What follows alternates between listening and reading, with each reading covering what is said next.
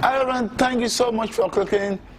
I'm Sunday Hewale from Octoxii School of Shoemaking, and in this filming today I will be showing you how a student in the workshop was able to make this. This was made with African print, the bit of leather, and it's just a basic summer silver. So we will be showing you how we're going to be making it from A to Z. Come with me. So if you want to make something like this, you like what you've seen in there, you want to make it, then this filming is for you. Come with me to see how he will be doing the making of this right now.